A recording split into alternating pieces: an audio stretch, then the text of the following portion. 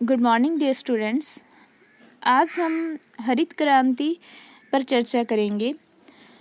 हरित क्रांति से क्या तात्पर्य है और भारत में इसका क्या प्रभाव पड़ा, प्रारंभ इसका कहाँ पे किया गया और इसकी क्यों आवश्यकता पड़ी, इन सभी बिंदुओं पर चर्चा करेंगे।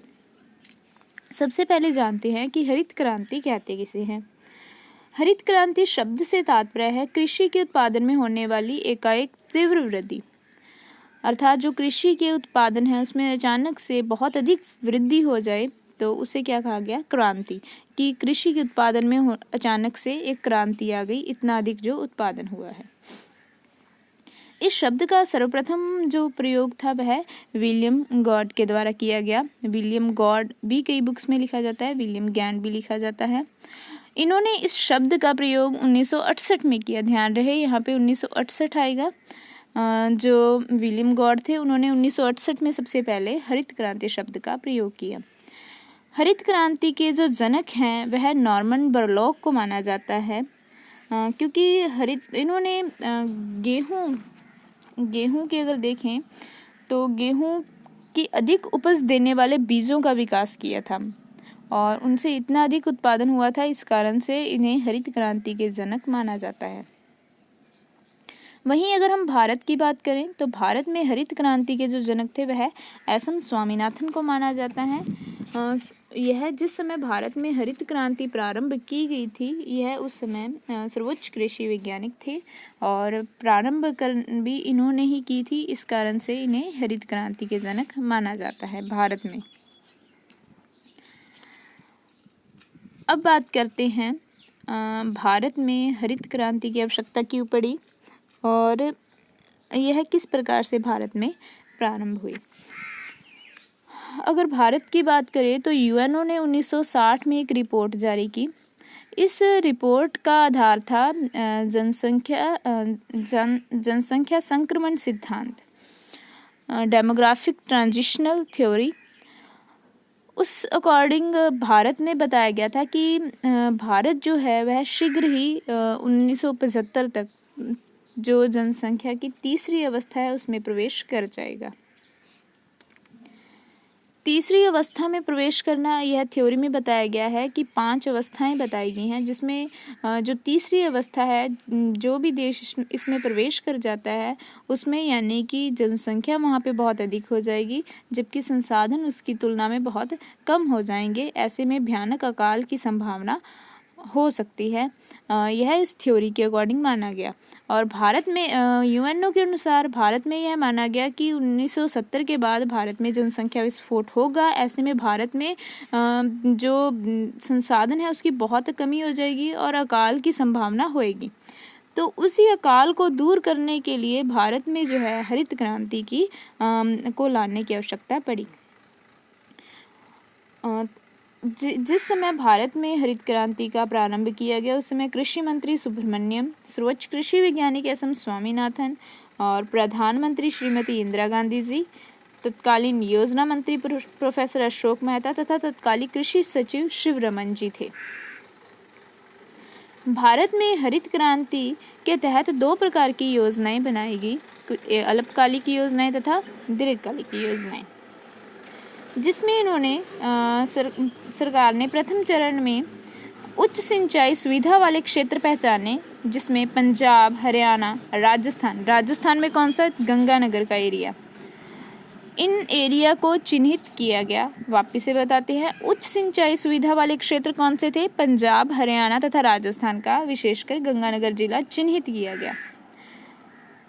और उन्नत बीज, जिसमें विशेषकर गेहूं में सोनरा 64, लामिरोजा 250 उन्नत बीज बड़ी मात्रा में आयात किए गए।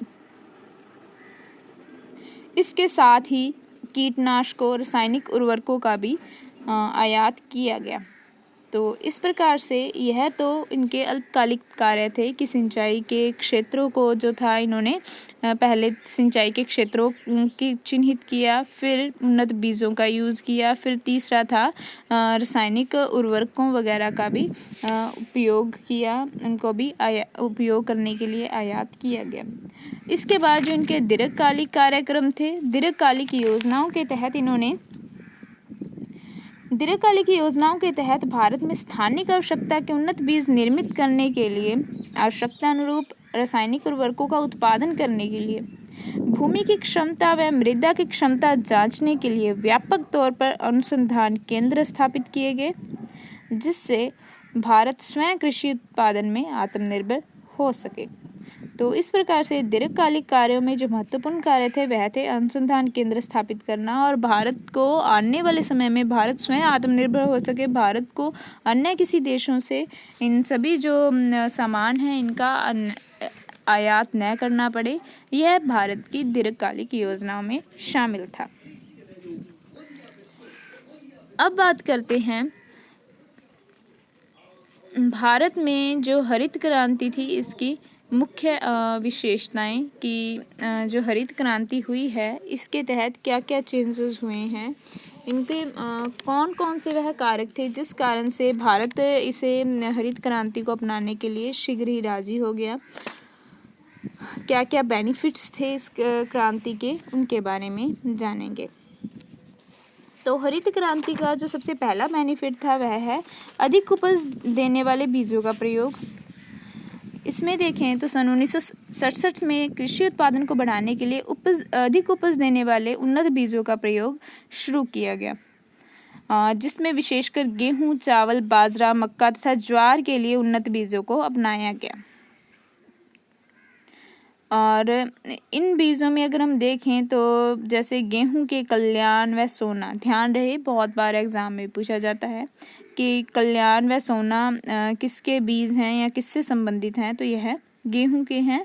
वहीं बाजरे के HV1, मक्का के गंगा 101, ज्वार के CSH2, चावल के विजय, रत्ना व पद्मा इत्यादि जो बीज थे वह प्रमुख थे।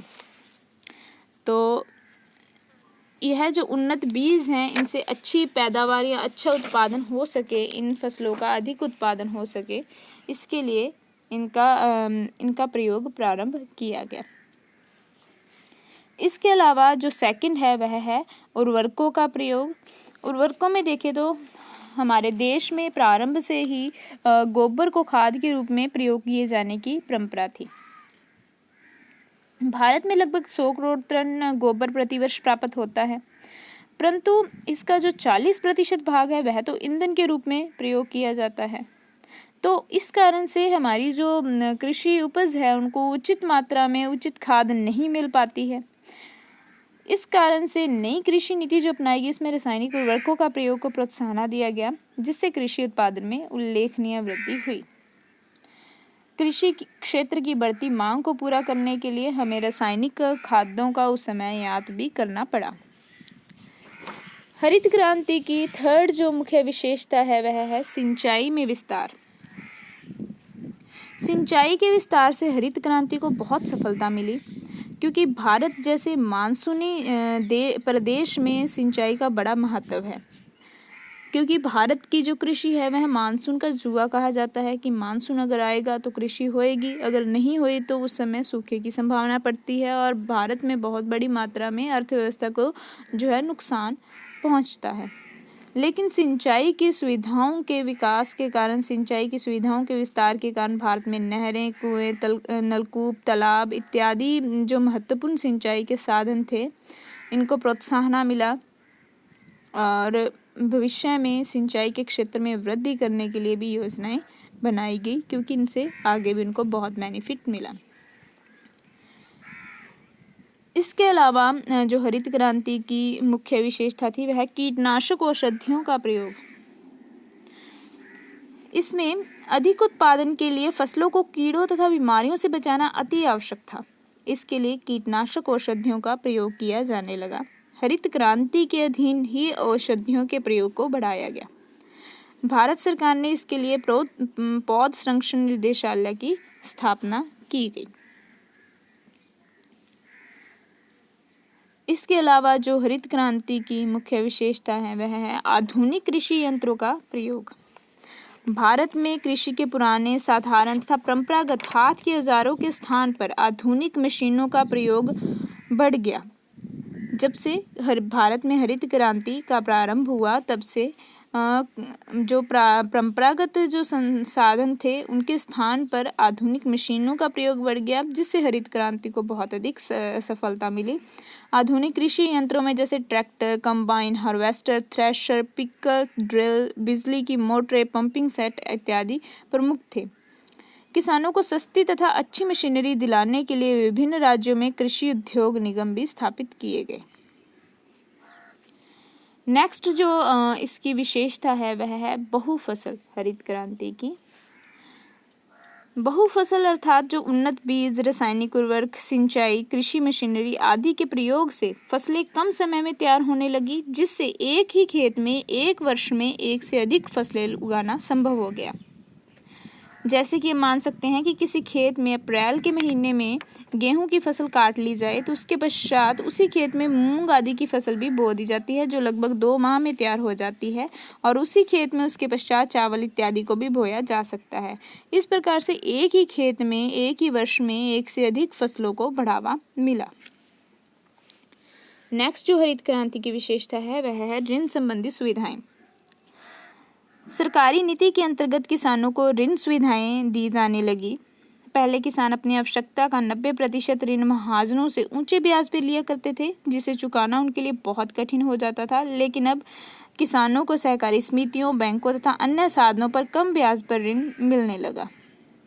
कम ब्याज पर आवश्यकता अनुसार ऋण मिलने पर किसान उचित मात्रा में उन्नत बीज, कृषि यंत्र, उर्वरक आदि खरीदने लगे और सिंचाई के साधनों का भी उचित उपयोग करने लगे। नेक्स्ट जो हरित क्रांति की विशेषता है वह है मृदा परीक्षण। मृदा परीक्षण हरित क्रांति के विस्तार के लिए इस मृदा का परीक्षण बहुत जरूरी था, जिसके संदर्भ में सरकार ने विस्तृत कार्यक्रम बनाया और इसके अंतर्गत मृदा का सरकारी प्रयोगशालाओं में परीक्षण किया जाने लगा। इन परीक्षणों से यह पता लगाया जाने लगा कि विभिन्न प्रकार की मिट्टियों में किन तत्वों की कमी है और उसे किन उर्वरकों का प्रयोग से दूर किया जा सकता है। साथ ही यह भी जाना जाता है कि कौन सी मिट्टी में कौन सी फसल अधिक होगी और उसमें किस प्रकार के बीज बोए जाएं। तो इस प्रकार से हरित क्रांति को बढ़ावा देने के लिए या हरित क्रांति से जो हम प्राप्त करना चाहते हैं, आवश्यकता अनुसार जो हमारी अभिलाषाएं हैं उसको पूर्ण करने के लिए मृदा का परीक्षण करना बहुत आवश्यक था, और उसके लिए सरकार ने विभिन्न सरकारी प्रयोगशालाएं स्थापित की गई सरकार द्वारा। हरित क्रांति के भारत में आने से जो अन्य महत्वपूर्ण उसकी विशेषता है या अन्य जो महत्वपूर्ण लाभ है वह मिला है हमें भू संरक्षण का। हरित क्रांति को सफल बनाने के लिए भू संरक्षण कार्यक्रम भी लागू किया गया। भूमि कटाव को रोकने के लिए तथा भूमि की उर्वरकता को बनाए रखने के लिए विभिन्न उपाय किए जाने लगे, जैसे कि मरुस्थलों के विस्तार को रोकने के लिए शुष्क कृषि प्रणाली के विस्तार के लिए कई योजनाएं बनाई जाने लगी। देश में लगभग 5 करोड़ एकड़ बंजर भूमि को कृषि योग्य बनाने के लिए प्रयत्न किए जाने लगे, और साथ ही इसमें शस्यवर्धन क्रॉप रोटेशन को भी प्रोत्साहन मिलने लगा। यानी कि अगर एक ही खेत में अगर हम एक ही प्रकार की फसल को बोते रहें तो वह जो फसल है वह विशेष प्रकार का जो मृदा में तत्व होता है उसको वो लेती रहती है, जो उसके बढ़ने के लिए सहायक होता है। तो इस प्रकार से उस भूमि में वह तत्व की समाप्ति भी हो सकती है, तो आगे चल के वह भूमि बंजर भी हो सकती है। लेकिन हरित क्रांति के बाद शस्यवर्धन यानी कि जहाँ पर एक फसल बो दी गई है उसके बाद उस फसल को काटने के बाद वहाँ पे दालों को बोया जाए, ताकि जो आवश्यक जो तत्व निकल गए हैं वह दालों के पत्तों वगैरह से वापस से भूमि को प्राप्त हो सके। तो इस प्रकार से हरित क्रांति के द्वारा भू संरक्षण को भी प्रोत्साहन मिला। हरित क्रांति की जो अन्य विशेषता है वह है ग्रामीण विद्युतीकरण। कृषि उपकरणों को चलाने के लिए विद्युत सबसे सस्ता सुगम शक्ति का साधन है, अतः कृषि के विकास के लिए ग्रामीण विद्युतीकरण अति आवश्यक है। और इसके लिए 1969 में ग्रामीण विद्युतीकरण निगम की स्थापना की गई। स्वतंत्रता प्राप्ति के समय हमारे देश में केवल 0.5% गाँवों में ही बिजली उपलब्ध थी, लेकिन उसके बाद जैसे कि 1965 से 66 में लगभग 8% गाँवों को बिजली प्राप्त होने लगी और इसके पश्चात ग्रामीण विद्युतीकरण में उल्लेखनीय वृद्धि हुई। नेक्स्ट है बिक्री संबंधी सुविधाएं। पहले किसानों को अपनी उपज अनियंत्रित मंडियों में बेचनी पड़ती थी। इन अनियंत्रित मंडियों में किसानों को उनकी उपज का उचित मूल्य नहीं मिल पाता था, जिससे उनकी आय बहुत कम होती थी। परंतु स्वतंत्रता प्राप्ति के पश्चात इस दिशा में बहुत सुधार किए गए और लगभग 7,521 नियंत्रित मंडियों की स्थापना की गई। उस समय किसानों को अपनी कृषि उपज को रखने के लिए गोदाम, शीत भंडारण की सुविधा भी उपलब्ध करवाई गई। इससे किसानों की आय में पर्याप्त वृद्धि हुई तथा कृषि के विकास के लिए काफ़ी धन जो उन्होंने कृषि के विकास के लिए काफ़ी धन व्यय किया, जिससे हरित क्रांति को बढ़ावा मिला। और जो सबसे अंत में हम हरित क्रांति की जो विशेषताएं हैं उसमें जो सबसे अंत विशेषताओं पे हम चर्चा करेंगे वह है फसलों की कीमतों का निर्धारण। पहले कृषि उत्पादन की अधिक बढ़ जाने से जो कृषि का उत्पादन है जब वह अधिक बढ़ जाता था तो बाज़ार में फसलों की कीमत कम हो जाने का भय रहता था कि उत्पादन अधिक हो गया तो अपने आप फसलों की जो कीमतें हैं वह गिर जाती थी। तो इस कारण से जो कृषि का उत्पादन बढ़े ना, इस बात का भी ख्याल रखा जाता था। लेकिन हरित क्रांति के अनुसार तो अधिक उत्पादन होएगा ही, लेकिन जो कीमतें गिर जाती थी उस समस्या के निर्धारण के लिए समाधान के लिए सरकार द्वारा कृषि मूल्य आयोग नियुक्त किया गया। यह आयोग समय समय पर विभिन्न फसलों का न्यूनतम मूल्य निर्धारित करता रहा। जब फसलों का वास्तविक मूल्य पूर्व निश्चित मूल्यों से नीचे गिरने लगता तो सरकार स्वयं न्यूनतम मूल्य पर फसलें खरीद लेती थी। इससे किसान का जो आर्थिक शोषण है वह बच गया और उन्हें कृषि उपज को बढ़ाने के लिए प्रोत्साहन मिला। सरकार द्वारा फसलों की खरीद अब सामान्य सी बात हो गई है। इस दिशा में भारतीय खाद्य निगम भी महत्वपूर्ण भूमिका निभा रहा है।